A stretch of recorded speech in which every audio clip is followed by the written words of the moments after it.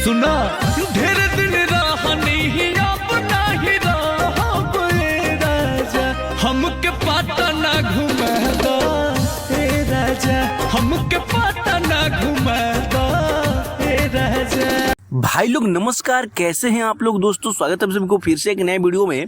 दोस्तों ये देखिए अंकुश जी का एकदम बवाल वाला लुक में ज़बरदस्त तरीके से ये रील वीडियो वायरल हो रहा है दोस्तों इंस्टाग्राम आईडी पर। और दोस्तों बहुत ही ज़बरदस्त लुक में आप लोग देख सकते हैं दोस्तों अंकुश जी का अपने नए गाने पर, जो कि 12 दिसंबर को रिलीज़ किया गया था SFC म्यूजिक पर यूट्यूब चैनल पर। दोस्तों आप लोग देख सकते हैं सॉन्ग का टाइटल है पटना घुमादा ए राजा। देहाती गीत दोस्तों, एकदम खाटी देहाती सॉन्ग, वीडियो सॉन्ग रिलीज किया गया था 12 तारीख को।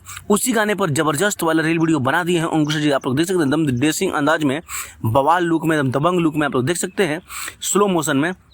सो दोस्तों इसमें जो एक्ट्रेस थी सोना पांडे थी और इसको गाए थे अंकुश झा, और गीत था रजनी रंगीला का और संगीत था अविनाश झा घुंगरू जी का।